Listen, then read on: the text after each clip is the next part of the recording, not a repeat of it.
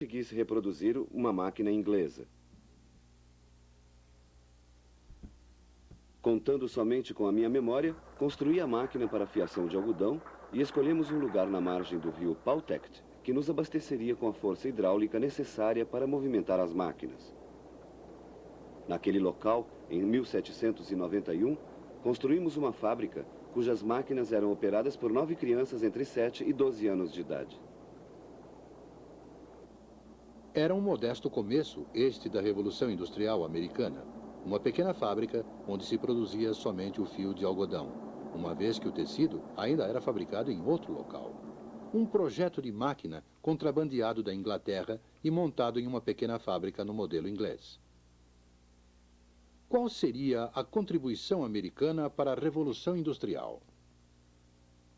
Talvez esta contribuição tenha começado com um grupo de homens em Massachusetts, em 1813.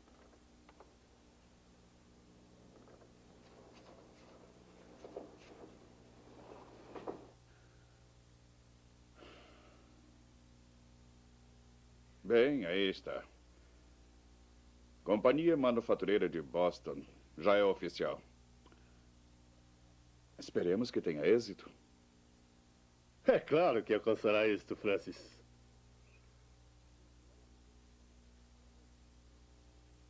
Se os teares ingleses podem produzir quilômetros de tecido em um único dia, nós também conseguiremos.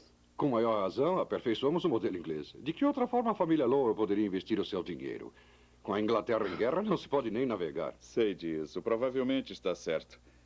Se eu tivesse objeções, não teria investido tanto. Acho que um dia ainda seremos muito ricos. A única dúvida é aquela que se sente antes de empreender algo novo. Apenas essa. Bem, não há nada de novo em utilizar máquinas inglesas. Eu sei, Patrício. Uma coisa é usar máquinas inglesas, outra é estar inovando. Se realmente pudermos pôr o algodão bruto em uma extremidade da fábrica e na outra retirar o produto acabado, teremos feito o que nunca foi realizado antes. Ora, Francis, certamente alguém já pensou nisso antes. Na verdade, ninguém havia pensado. Francis Cabot Lowell e alguns amigos fundaram a primeira fábrica moderna. Antes, inclusive na Inglaterra, as etapas de produção eram realizadas em locais distintos. Produzia-se o fio de algodão em uma fábrica como aquela de Slater, o tecido era fabricado em outro lugar e, em uma terceira fábrica, era clareado. Em 1814, em Waltham, Massachusetts, o processo foi modernizado. Nenhum produto novo era manufaturado. Nenhuma máquina nova foi introduzida. A inovação consistia na combinação do antigo sistema de produção, de tal forma que todo este processo, do começo ao fim, era realizado em um único local. Por que isto não havia sido feito na Europa?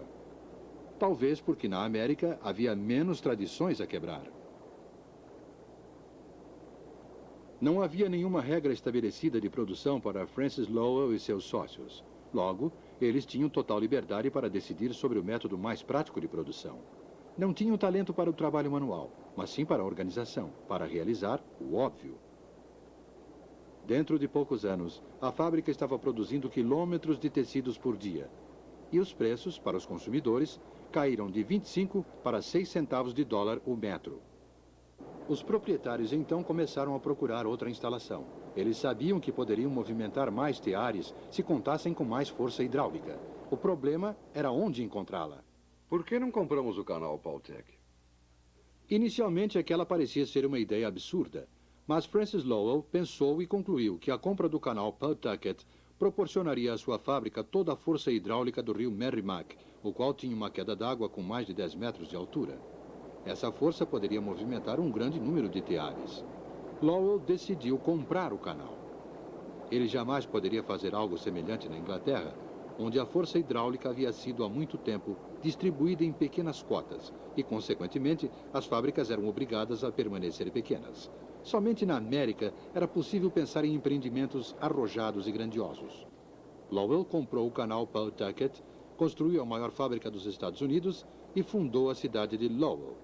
Mas ainda havia um problema perturbando Lowell e os outros industriais daquela época. As máquinas quebravam e os consertos frequentemente duravam várias semanas, pois era necessário que um técnico especializado fabricasse cada peça.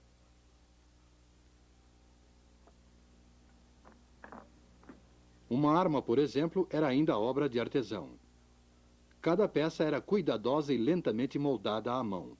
Por isso, a proposta de Eli Whitney para o secretário do Tesouro parecia absurda em 1798. 10.000 mosquetes. Fabricarei 10.000 mosquetes em 28 meses. Isso se o governo concordar com os termos do contrato. Sr. Whitney, nem eu, nem o presidente podemos imaginar como o senhor conseguirá produzir tantos mosquetes num prazo tão curto. Onde o senhor encontrará os armeiros? Não vou precisar de armeiros. O país precisa de armas. Se o senhor diz que as entregará, nós acreditamos. Talvez a ideia tenha ocorrido a Eli Whitney quando ele desenvolveu o seu descaroçador de algodão. De qualquer modo, a ideia foi dele e era surpreendentemente simples. As peças para as máquinas deveriam ser intercambiáveis. Em lugar de um artesão especializado a moldar peça por peça, máquinas de precisão fabricariam milhares de peças de reposição, que seriam utilizadas de forma permutável. Este foi outro exemplo de desenvolvimento do óbvio. E naquela época, na América, onde havia falta de artesãos especializados, os seus serviços não seriam mais necessários. A máquina, e não o homem, seria especializada. Passados os 28 meses, o Sr. Whitney não entregou nenhum dos seus prometidos mosquetes. Ele se dirigiu ao presidente Adams, esperando que a demonstração do seu novo empreendimento salvasse a sua reputação. Sr. Whitney, o presidente o receberá agora.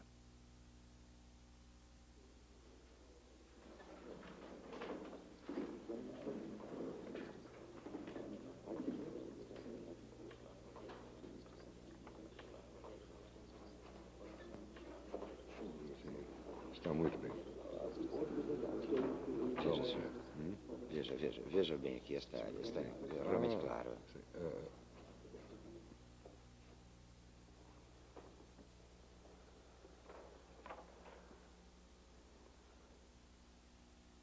Como vai, Sr. Whitney? Senhor presidente, senhor vice-presidente, senhores. Sr. Whitney, todos nós sabemos que o senhor não cumpriu as obrigações contratuais com respeito aos mosquetes. Reconheço, senhor. Reconheço e lamento não ter cumprido o contrato. Todavia, pediria somente que os senhores mesmos verificassem. Aqui temos uma peça acabada de mosquete, feita por um artesão de acordo com o que eu chamaria de modelo antigo. E aqui temos um estoque completo de peças de mosquetes, fabricadas pela máquina. As peças são totalmente idênticas. Agora, eu pediria ao senhor presidente que pegasse ao acaso uma peça de cada pilha, as montasse e mostrasse aos membros do gabinete que, sem nenhum treinamento especial, o senhor pode montar um mosquete com essas peças.